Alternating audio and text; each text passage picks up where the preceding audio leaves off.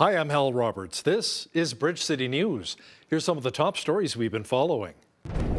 Prime Minister Justin Trudeau says Canada will help Japan with its liquefied natural gas needs. A number of Albertans are quite concerned with the province's new digital ID. Independent MLA Drew Barnes will explain why. And a popular video game turned TV series that was shot in Alberta is set to be released fairly soon. Video journalist Micah Quinn has the details. Your nation,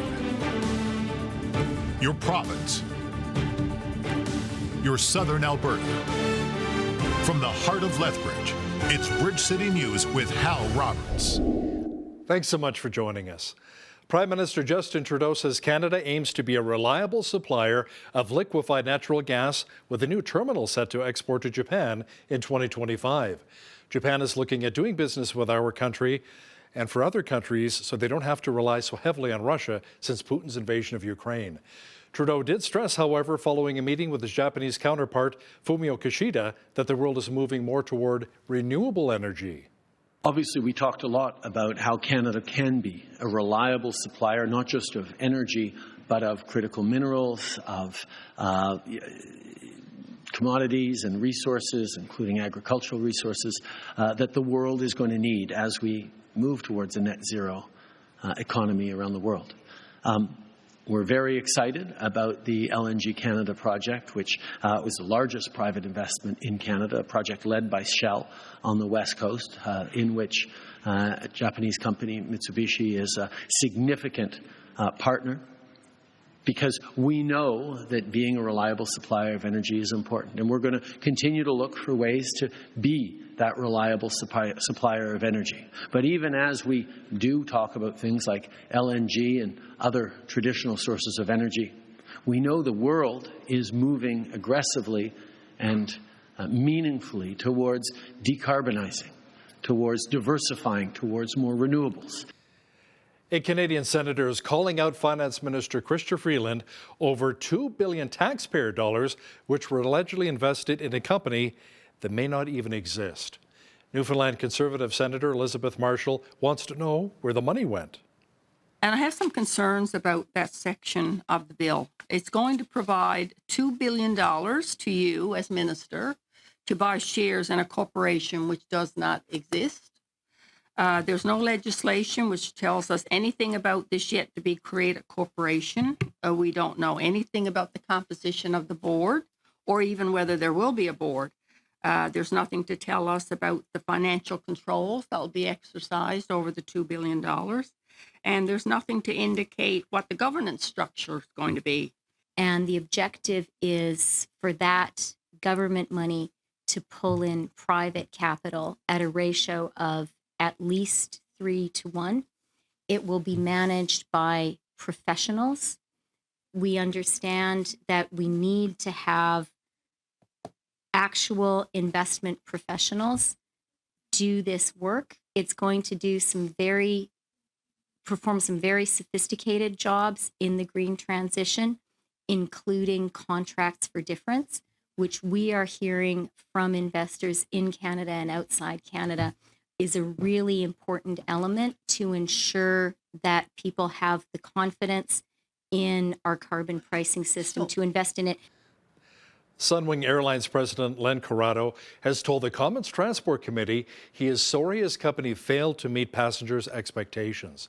Hundreds of travelers ended up stranded in Mexico and other tropical destinations over Christmas after Sunwing canceled flights citing weather issues. The airline then canceled flights altogether out of Saskatchewan until early next month. Corrado says there were major issues which caused the disruptions. First, several storms severely impacted our operations across the country. This included a virtual shutdown at Vancouver's airport and caused major delays in Ontario and Quebec. These weather events not only impacted our ability to service our customers flying through those airports, but also our ability to position the necessary crew to service our own operations at other departure locations due to the cancellation of flights by other carriers impacted by these events. The second issue was staffing. In anticipation of a busy winter season, Sunwing began recruiting pilots last spring. We went from a low of 40 pilots during the pandemic to over 475 in preparation for our winter flying. Funding also applied to hire 63 foreign pilots on a temporary basis to supplement our crewing levels. These pilots would have been based in Regina and Saskatoon, where we only run service during the winter months, as we have since 2007. Unfortunately, our application was unexpectedly rejected. The committee is investigating what caused the widespread disruptions in the days before and after Christmas. You know, there are some Albertans who are not happy with the provincial government's new digital ID or the My Alberta digital ID. The digital wallet will support device-based biometrics such as face or fingerprint recognition to unlock the ID. Drew Barnes is an independent Alberta MLA from Cypress Medicine Hat, and he's not a fan of the new My Alberta digital ID. Drew joins us now from Medicine Hat to talk about it. So Drew, you're not a fan, and apparently neither are many of your constituents. Can you explain why? My constituents are reaching out. They want to stand up and they want to protect their freedoms. And Hal, I'd like to continue. You know, you've heard the saying that if you don't use it, you lose it.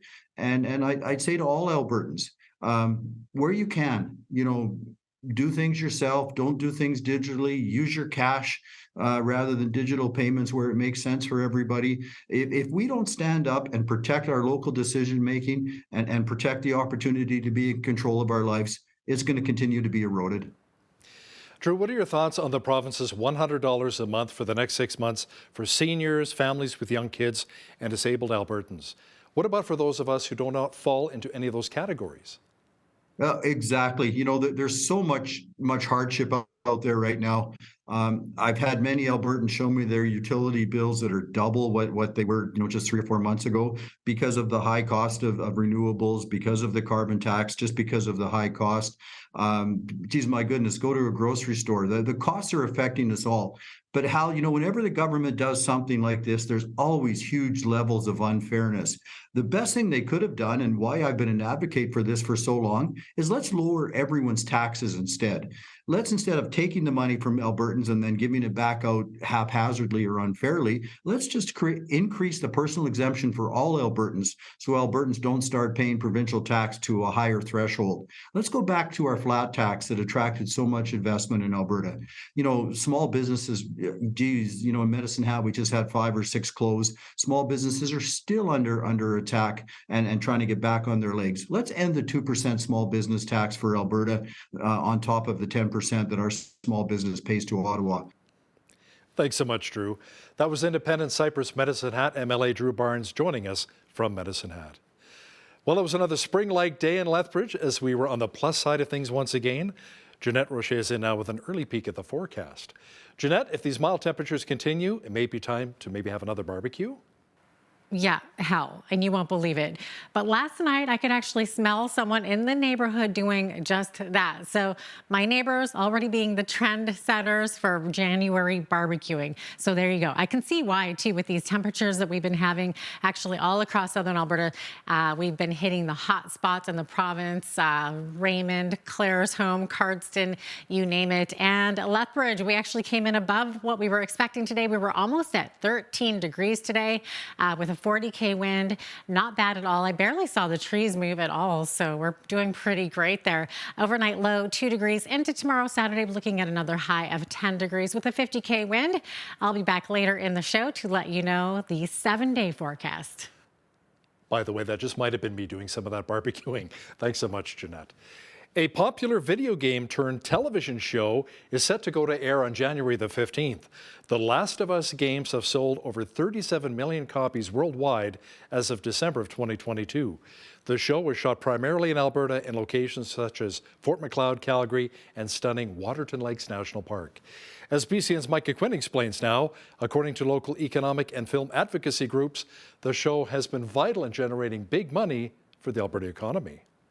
Unprecedented, the scope of this project and the economic impact, reportedly over hundreds of millions of dollars. There's been a huge buzz surrounding the Last of Us TV show. Officials with the nonprofit group Keep Alberta Rolling told us that people are talking about how our province is fast becoming an A-list choice for future film and television projects. This is the type of global project, like a Game of Thrones, like a Lord of the Rings, that has the kind of buzz that everybody's talking about. Everybody knows that it was made in Alberta, and that's just a lot of positive attention for the industry going forward. According to Invest Alberta, in 2021, a total of $495 million was generated for film and television production in Alberta. Staff from Economic Development Lethbridge say the economic impacts of The Last of Us TV show are being felt all around southern Alberta. And the more TV and film production we can do here, the more you're growing local industry and building capacity to host future projects.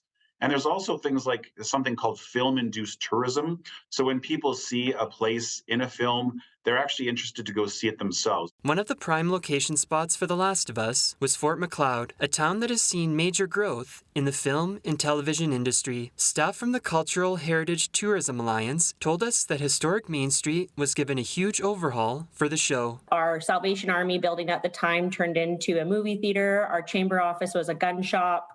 Our local accounting firm had graffiti art. Our Java shop went bright blue. It was so cool. The Directors Guild of Canada represents over 5,500 key industry personnel in the screen industry. According to staff from the organization, filming for The Last of Us created a ton of opportunities for industry professionals. It was a fantastic show for us in that respect. And those folks are, working on their second and third shows now and turning into members. For Bridge City News, I'm Micah Quinn. Wow, looking forward to seeing that. So how do we create a housing continuum here in Lethbridge? That question was posed at a recent SACPA session. According to the CAO of the Lethbridge Housing Authority, Robin James, she says there's a housing crisis that is facing our homeless population, and it's time to change the conversation surrounding our most vulnerable. It's not about access to affordable housing for the clients we're serving. It's about access to appropriate housing for their needs. So it's not about the cost of the housing. It's about the supports that are in place to ensure that that client can see success in the long term so that they're not falling back into the homelessness. So we really have to, in Lethbridge, change how we're talking about housing insecurity and how we're trying to move people through that continuum. James presented to Lethbridge City Council in December of last year regarding a presentation for land zoning changes and repurposing a few buildings. She said she received a lot of backlash over it. For the next year and a half, the Corps Van Ray YMCA will be able to expand their youth mental wellness program thanks to some government funding. Over $6 million has been invested into different YMCAs across the country to help support the club's Y Mind Medicine program. Director of Community Programs at the Corps Van Ray YMCA explains how the money will help.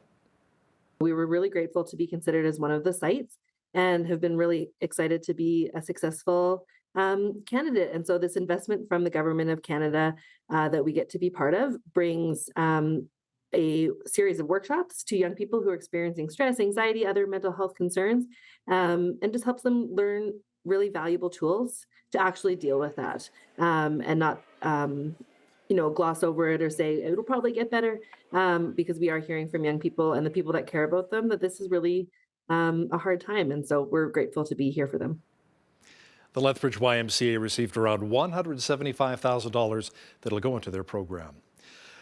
The rising rate of inflation continues to have a major impact on most things, including the price of groceries and food that's needed for our kids' lunches. Now, in an effort to make sure students don't go hungry at school, volunteers of a local food bank program are doing what they can to try and meet the needs of hungry kids. Angela Stewart has that story. We're doing white with turkey, or what is it, chicken? White with chicken, guys. 2 pieces of bread, deli meat, and a single slice of cheese. These volunteers are hard at work preparing sandwiches for students across the city. The volunteers are a part of the Mindful Munchies program, a local initiative that prepares lunches for hungry students. We build many sandwiches on a Thursday. They're packed up on a Monday, and they feed elementary to senior high schools all over the city, as well as homeschooled people. Since its inception in 2017, the program, which operates out of the Lethbridge Food Bank, has grown quite quite significantly and has delivered thousands of lunches to hungry students. We find that there's a lot of very hungry youths in our school systems, be that because parents are unable to provide full lunches or different situations. We try to make it as open as possible. Inflationary pressures have made it difficult for families, no doubt, and it's believed that 1 in 5 children in Canada are at risk of going hungry at school on any given day. Even in the new year, that our demand has gone up quite significantly. And again, that's thanks to inflation and a series of other things, I'm sure. A vital part of the program are the volunteers through My City Care, a local organization who has been in partnership with the food bank for several years. So it's super important and it's critical that we have volunteers that are able to get this to the schools. We have so many children that are dependent and are a part of this program that would be impacted by it if it was not delivered. Tribble says it's not just about feeding hungry bellies. It's actually something that's providing a much more important outcome, which is a stronger education, ability to access a good nutritional lunch. Nichols says about 2,700 lunches are prepared and shipped off to 37 different schools across the city on a weekly basis. And the feedback from families on the program has been outstanding. For Bridge City News, I'm Angela Stewart. Lethbridge police have charged a 34-year-old man with voyeurism. Police say it stems from an incident on January the 9th when a woman was allegedly filmed while having a shower at the Cor Van Ray YMCA here in the city. The perpetrator was confronted by a couple of other males, but then he took off. Now, with the help of YMCA staff, he was later identified and arrested without incident. Tate Owen Rasmussen of Fort Macleod is charged with 1 count of voyeurism. He was released from custody and will appear in court on February the 17th. A church in Manitoba that broke COVID-19 rules in regards to gathering limits during the height of the pandemic has been fined $30,000. The Winnipeg Provincial Court heard that the Church of God admitted to 2 counts of violating the Public Health Act on 6 occasions between November of 2020 and May of 2021. The church located near Steinbach was ticketed 16 times by continuing to hold in-person services after the province restricted public gatherings to curb the spread of COVID-19. The fine was jointly recommended by the Crown and the church's lawyer in a plea bargain that included the Crown staying a dozen additional charges. Quebec's public security and tourism ministers are set to visit the site of a blast north of Montreal. 3 employees of a propane distribution business remain missing a day after an explosion rocked the site. In an emailed statement, the owners of the family-run company say they are deeply affected by the explosion and that their thoughts and prayers are with the employees and their families. You know, the entertainment world is still in shock following the death of Lisa Marie Presley. She passed away from cardiac arrest on Thursday at the tender age of 54. According to People magazine's senior music editor Melody Chu, the daughter of Elvis left quite the legacy.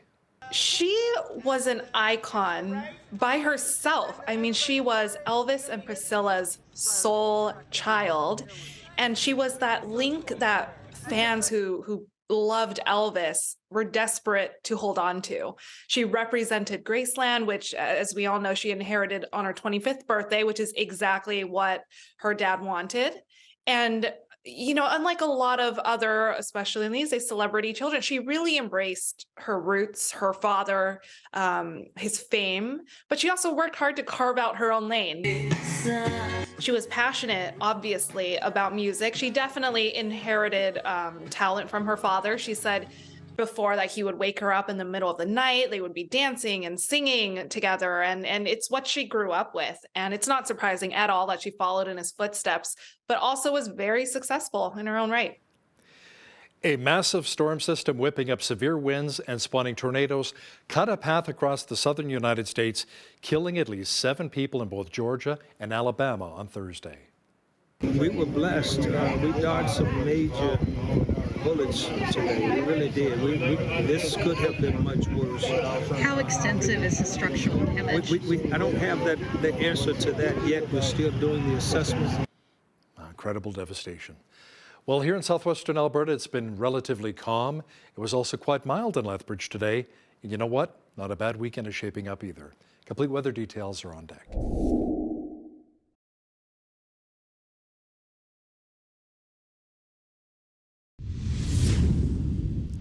You know, if you're wanting to spend a little more time outdoors, it should be a nice weekend for it here in southwestern Alberta. Jeanette Rocher is in now with all of the weather details. Jeanette, it may be the perfect time to enjoy a barbecue burger in an outdoor hot tub? Yeah, I think any time is actually a good time to soak in an outdoor hot tub. But I love your idea of the hot tub barbecue combo, especially with these temperatures. So today, high was 10 degrees. We actually came in higher. We were closer to 13 degrees, meaning it could have been a record. The record for this day was actually 12.2 degrees, and that was set back in 1943. Overnight this evening, looking at 2 degrees, back up to 10 for Saturday, and then 3 degrees the high on Sunday, up to 6 on Monday, 5 on Tuesday, back up to 6 for Wednesday, and then down to 4 on a Thursday. So we're staying in the pluses, definitely on that plus side of the equation, especially considering the average high for this time of year is -2, average low -14. Okay, so there's that record that I was mentioning. Back in 1943, it was actually 12.2 degrees. Were we there today? It was very, very close. Time will tell. -39, that was the record low on this day back in 2005. 8:24 is when the sun rose this morning, and our sun set this evening, 4:56 p.m. We are just under 8.5 hours of daylight now. Okay, so Victoria, after some heavy rains today and this evening, going to be clearing up tomorrow. 11 degrees the high there, 12 the high in Vancouver, looking at a 40% chance of showers there. -4 the high in Edmonton tomorrow with partly cloudy skies, and looking at a high of 6 degrees in Calgary, so staying pretty nice in that southern Alberta region for sure. The rest of the prairies are looking at some freezing rain mixed with snow in Saskatoon, -5 the high there, -1 in Regina.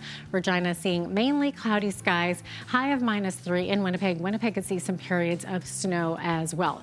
As we look to the central part of the country, most of those storm warnings have ended. Toronto sitting at -5 tomorrow with partly cloudy skies. -6 the high in Ottawa. They were under winter storm warnings for both Montreal and Ottawa. That's clearing up though. Partly cloudy skies tomorrow in those cities. Montreal, mainly cloudy, -4 the high there. Fredericton, looking at some freezing rain, some ice pellets there, -3 the high. Halifax, heavy rains looking at 30 to 40 millimeters tomorrow, high of 10 degrees, 3 the high in Charlottetown. Charlottetown also seeing some heavy rains, 20 to 30 millimeters of rain, and only 2 to 4 millimeters of rain tomorrow in St. John's, Newfoundland. So going to be rainy there as well. 9 is the high. There you go. That is your forecast. Today's weather report is brought to you by Ridge Utilities, providing competitive rates for electricity, natural gas, and internet, while investing back in communities across southern Alberta. Tesla has cut prices on many versions of its electric vehicles in the U.S., making some models eligible for a new federal tax credit that could help spur buyer interest. Prices on some versions of the Model Y SUV, one of its most popular, have been reduced by close to 20%. The cut will make more versions of the Model Y eligible for a $7,500 U.S. electric vehicle tax credit that will be available through March. Tesla also reduced the base price of the Model 3, its least expensive model, by about 6%. Apple CEO Tim Cook is taking a pay cut of more than 40% this year. The total compensation will be $49 million, including $40 million in equity awards. The reduction is coming as Apple adjusts how it calculates its compensation in light of shareholder feedback, the company's performance, and a recommendation from Cook himself. The changes came after Cook was awarded total compensation in 2021 of $98.7 million, and most of it came from a grant of restricted stock. Now, here's a look at today's markets. The TSX was up 148 points on the day to finish at 20,360. The Dow was up 112 points to 34,302. The S&P 500 was up 15 on the day to 39.99. And the Nasdaq was up 78 points to 11,079. West Texas Intermediate Oil was up $1.70 to $80.09 U.S. per barrel. Natural gas was down 23 cents to $3.47 U.S. Gold was up 23.14 to $19.20.23 U.S. an ounce, and silver was up 49 cents to $24.26 U.S. an ounce. Feed wheat is at $12.03 per bushel, barley's at $9.47, canola's at $18.85, and corn is at $11.25 per bushel. Live cattle February contract was up 18 cents to $157.73. Feeder cattle January contract was down 88 cents to 181.25, and lean hogs February contract was down 10 cents to 78.65. The Canadian dollar was down slightly over the past 24 hours to 74.65 US.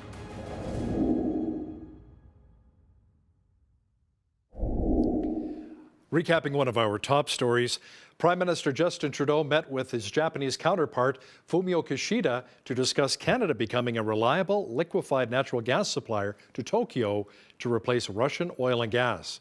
Trudeau says Canada aims to be a reliable supplier of LNG with a new terminal set to export to Japan in the year 2025.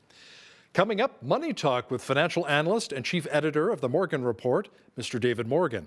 We're chatting with Mr. Morgan about interest rates, precious metals, and so much more. Don't miss this informative interview with BCN's Naveen Day shortly. Listen, if you see news happening in your community, be sure to drop us an email at info@bridgecitynews.ca. We'd love to hear from you.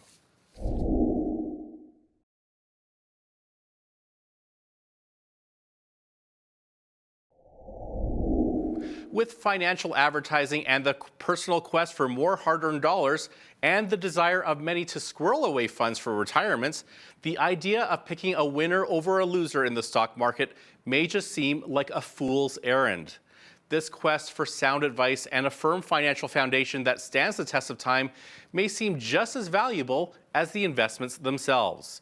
Joining me today to talk about the future of finances for Canadians is the author of the Morgan Report, David Morgan. He joins us from his office in Spokane, Washington. Mr. Morgan, thank you for joining us today. Oh, thank you very much for having me.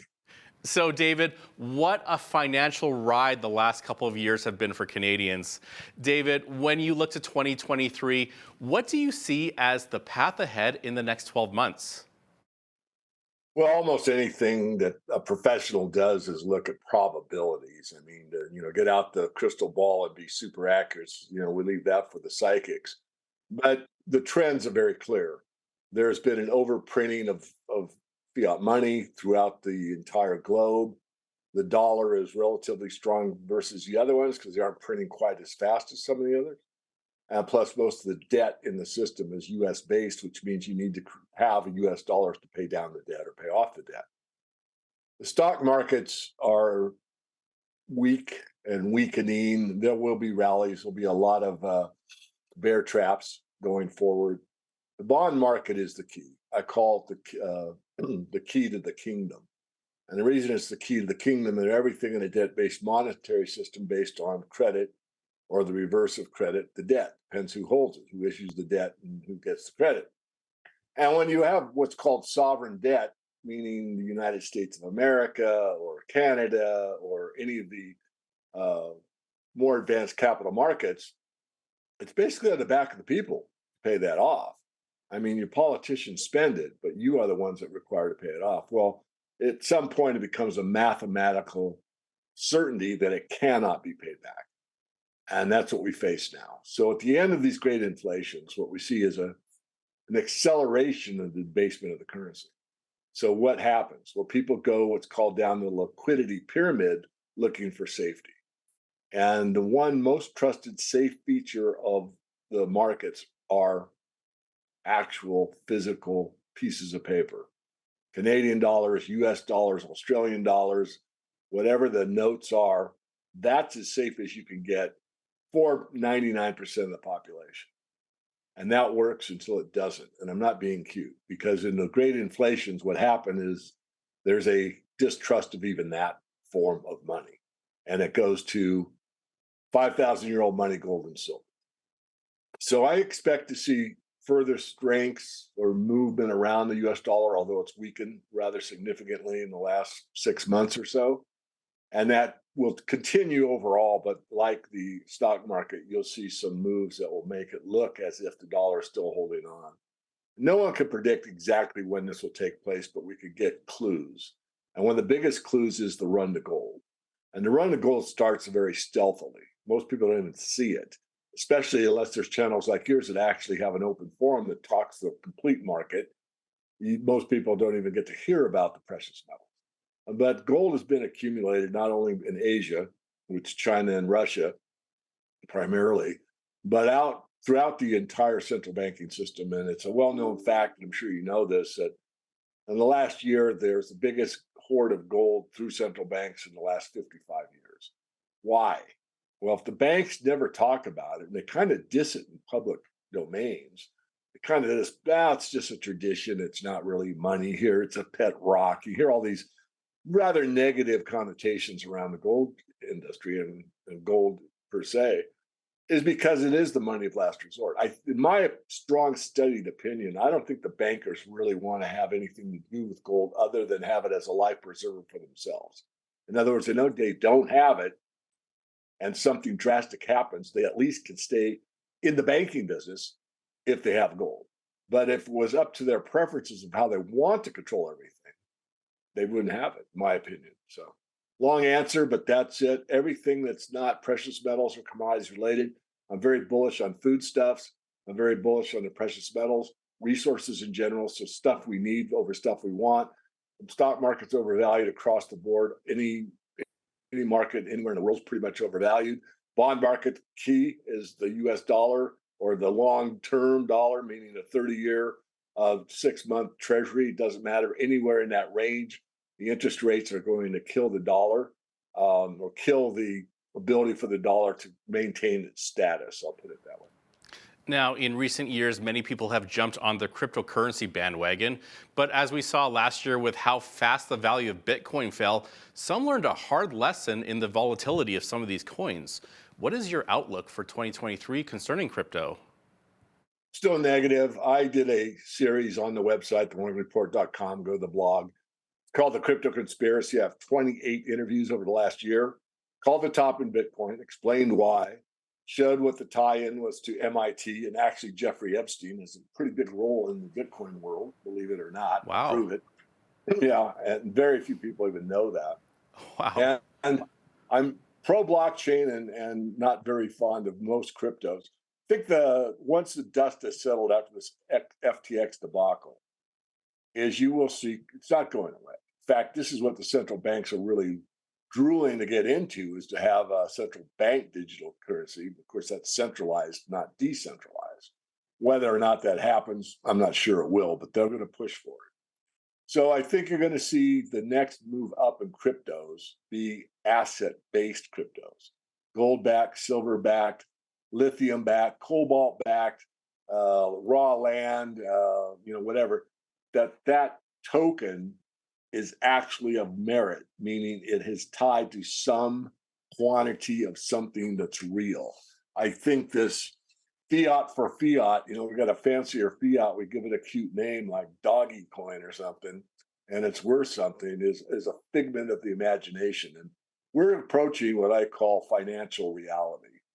This is where all the sins of the past, meaning printing money and getting something for free, which is what the US has basically done, is going to come home, and we're going to pay a price. And unfortunately, it's not just the perpetrators of giving you something for nothing, but it's everyone else involved that touches upon that, which is basically the US dollar. So when the dollar dies or dies further, it's going to impact almost everyone. Now, what about in terms of inflation and cost of living? Do you foresee that these two components will settle down?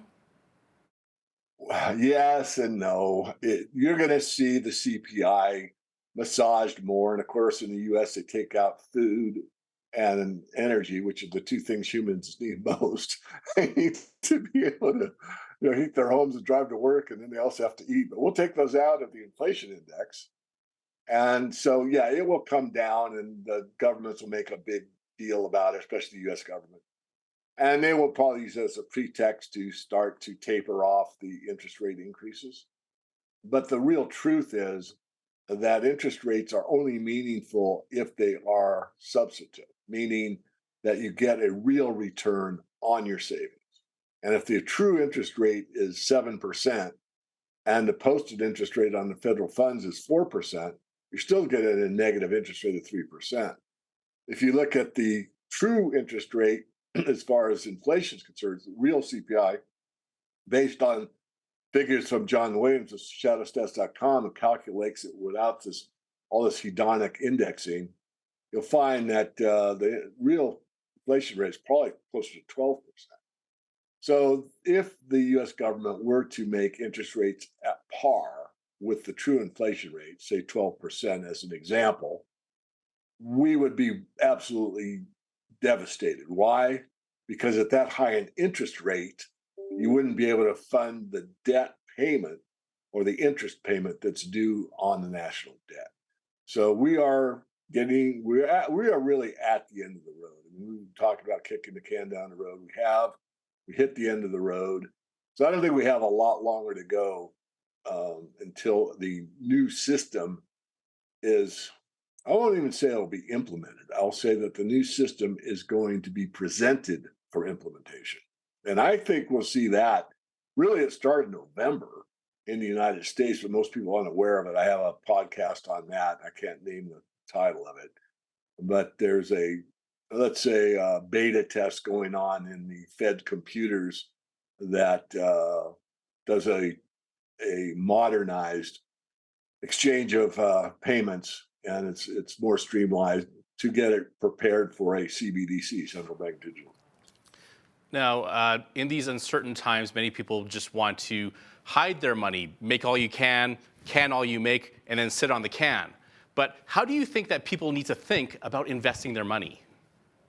Well, first of all, being a pretty firm capitalist and a free market advocate, adhering pretty much to the Austrian School of Economics, I mean, really, the worst thing you can really do in a vibrant economy is to save too much. Yes, you should have savings and all that, but you really want to balance it. And the way that you get a great economic system for everybody's benefit is by flow.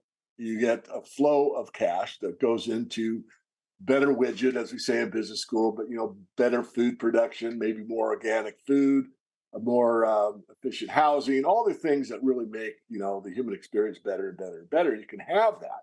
The problem is when you're in a system that we are in, that the only thing that makes sense if you know what the end looks like is to hedge, which means you've got to put some money away. And I didn't say currency. You've got to have some exposure to precious metals in case the banks are right. And the only reason they have gold is to reboot the system. So you have to do that on your own as well. But really, if things were, let's say, in a sound money system, in a system that everyone could trust, where I would know what a Canadian dollar is worth 40 years from now. So when I start the workforce and I want to have a certain lifestyle, I know that every dollar I save 40 years from now will be worth at least as much purchasing power as it is today. That takes away a lot of insurance problems, takes away a lot of financial planning, because we have a system that people understand and trust and is there basically for the people. That left us a long time ago. It left us really in the people world quite some time ago. Left internationally on the gold settlement with December 15th, 1971, when Nixon closed the gold window. So now we're at that 50-year mark, which usually from the Bible is a debt jubilee.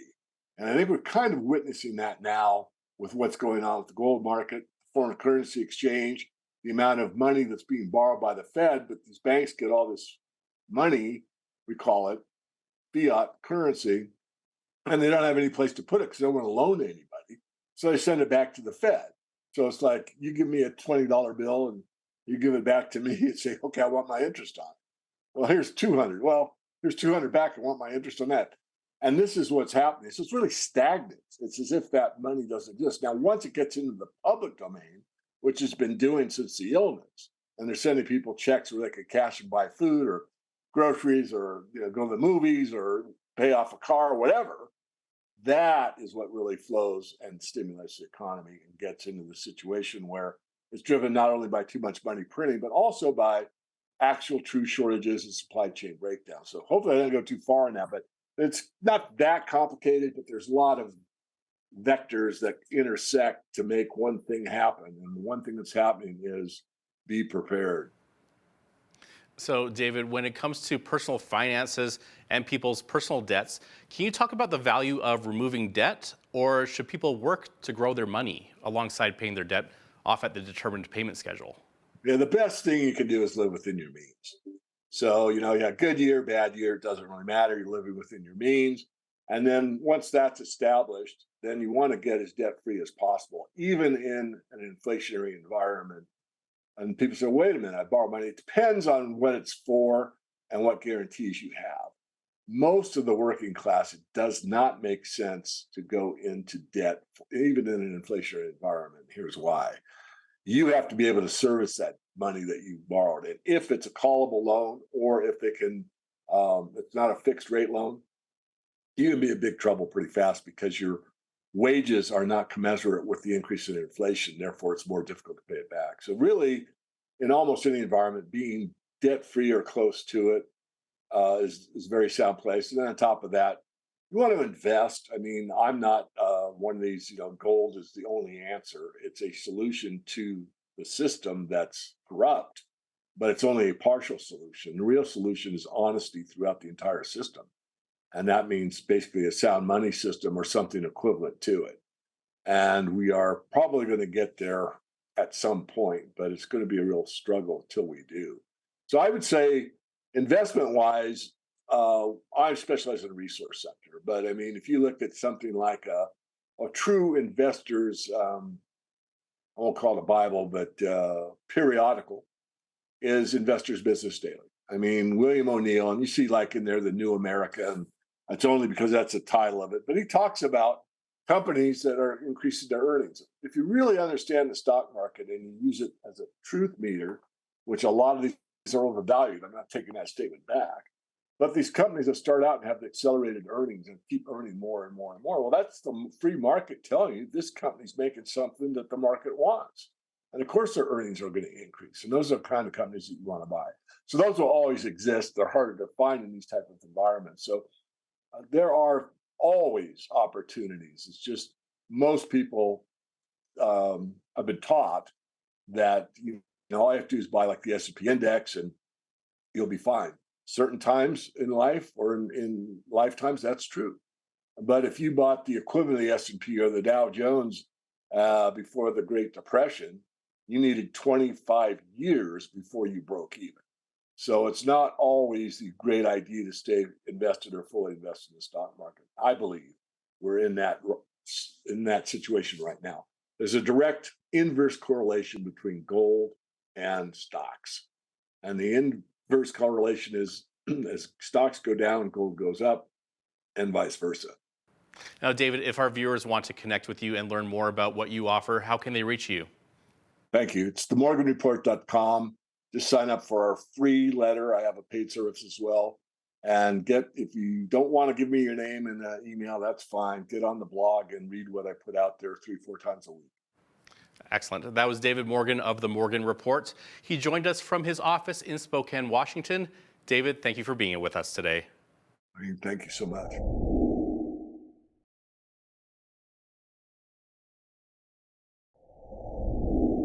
Well, 2022 was a huge year for many of us, and I'm sure my next guest will agree. He released a new album, appeared in a new movie, performed on the Grand Ole Opry stage in Nashville, and collaborated with other well-known artists to bring light to the coal mining issue in Alberta. He's Alberta born and bred. I'm talking about Juno Award and Canadian Country Award music winner Corb Lund. Corb, welcome and Happy New Year to you. Hey, you too. Happy New Year. Yeah, so as I was mentioning all of your accolades, it didn't elude me that you're actually a multi-Canadian Country Music Association award winner, not to mention the numerous other awards that you've received. And in 2022, I believe you won another one for Alternative Country Album of the Year for songs my friends wrote, right? Yeah. So congratulations on that. That was your 11th album? Something like that. I've lost track. You've lost track. That one was a fun one. It didn't take that long because it was, as the name implies, it's called Songs My Friends Wrote. So it's me and my band interpreting a bunch of my buddies' tunes. Oh, that's so fun and that's so neat. And that, of course, also was released in 2022. It's a lot easier when you don't have to write the songs.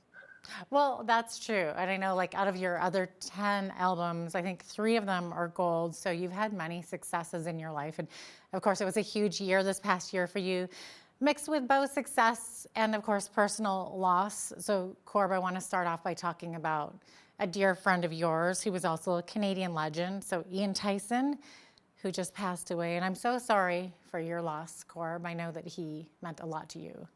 Yeah, he was a good friend. It's a big loss for everybody. We knew it was coming. He was getting toward the end of his trail, and he went peacefully, so that's good. But big loss for sure. Yeah, so maybe tell me about him and how far did you two go back? I think I met him about 20 years ago. I was doing maybe more. I was doing a tribute show called The Gift, where me and a bunch of people were doing cover song, like doing Ian Tyson songs in a touring theater show. And he came out to the Calgary show, and I met him there. And since then, we've recorded a bunch of stuff together and toured a bunch together and played lots of shows and tried to write some tunes together. And yeah, spent a lot of time with him. Okay, so was Ian an inspiration to you musically in some ways? Yeah, he was kind of a role model in terms of writing songs with Canadian references. It's hard to do that because if you write American stuff, if you're from America and you put Chicago or LA or Dallas into a song, it has built-in resonance already and people kind of know what you're talking about. But for an international audience, it's much harder to put Calgary in a song or High River or something. And Ian figured out a way to do it, to make it work. Like he did it in Four Strong Winds. That's probably the most famous reference to Alberta in a popular international song. But yeah, he kind of approached it through a geography cowboy kind of way, which kind of made sense. And I've sort of learned to do that too. It's tricky. It's tricky. It's tricky. As like I said, as a Canadian songwriter, to connect with Americans and international audiences, while still maintaining a connection to singing about where you're from. It's tricky. It's harder. And he was the best at it. I can imagine how challenging that would be. So with that said, what kind of an impact on Canadian music and Canadian culture did he have? Pretty big one. I mean, we kind of consider him our guy, but he was internationally huge too. But yeah, I think 5 or 6 years ago, they had a contest or a poll on CBC about the greatest Canadian song ever, and it was Four Strong Winds.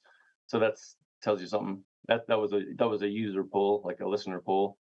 And I think I don't know. That song's almost like a second Canadian national anthem, I think. And then he's written a ton of songs. He's had different phases to his career, and he was huge in the folk scene in the '60s, and then sort of did some country rock stuff with Great Speckled Bird, and then some Nashville records. And then in the early '80s, he was the sort of one of the leaders of a big renaissance in traditional cowboy music, and he's been doing that ever since. So he's had many phases, and he's really good at all of them. That's amazing. What an inspiration. You two did, you performed together, you did some shows together. So what was it like to be up on stage with him? That was fun, mostly. Like after a while, I just sort of forgot about his professional track record, and he just became a buddy, kind of. It never felt like I was hanging out with somebody that was 30 years older. He always felt like any of my musician buddies. So mostly it was just fun. Okay, so switching gears here, this past year was a huge year for you, Corb. So you starred in a movie, you got to perform live on the Grand Ole Opry stage in Nashville. So what was it like for you being up on that stage? It was kind of nerve-wracking. Yeah, it's been a busy year. That's been so long ago. That was in April, I guess. But yeah, it was moving for sure. They have a chunk of the old stage from the Ryman Auditorium, a circle, maybe 6 or 8 foot diameter, and it's from the old stage, and it's all warped and worn out. And they have that center stage, so that's where you stand and you sing. So everybody stood there, Hank and Willie and Waylon and everybody. So yeah, it was good. My storytelling songs work well in that format. I think they like me. Oh, it must have been so humbling to be up there knowing that those superstars stood on that very stage. Yeah, it's a heavy thing. For sure. So, Corb, go ahead. The word. I said I remembered the word, so that's good news. That's always good news. Okay, so Corb, let's talk about your new movie. It's called Guitar Lessons.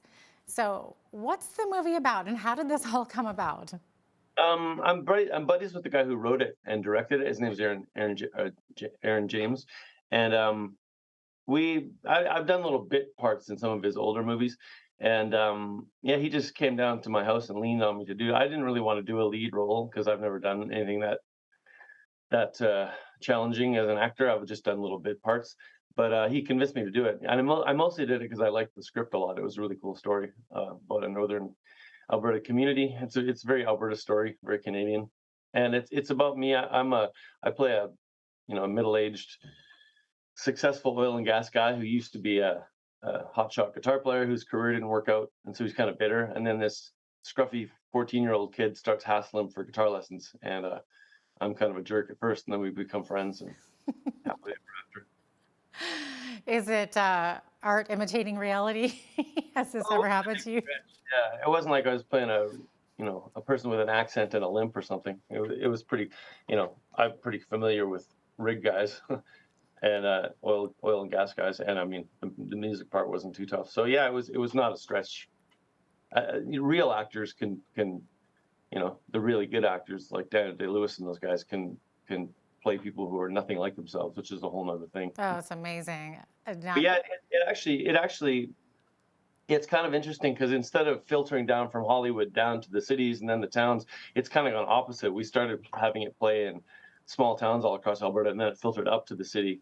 And I think they're putting it out again as soon as some of the theaters empty out from what's it called, Avatar. So, and it also apparently it was the most successful, like the most well-attended Canadian movie in Canadian theaters this year, which is cool. Wow. Well, congratulations on that. It'll be on streaming eventually, but they're still working that out, I think. I don't know much about the movie business. Okay, so do you think this will open up a whole new world for you, acting-wise? I don't know. I like music too much. It takes a lot of time, hey? I mean, I'm open to it if I have the time, but I'm still trying to figure out how to play guitar properly.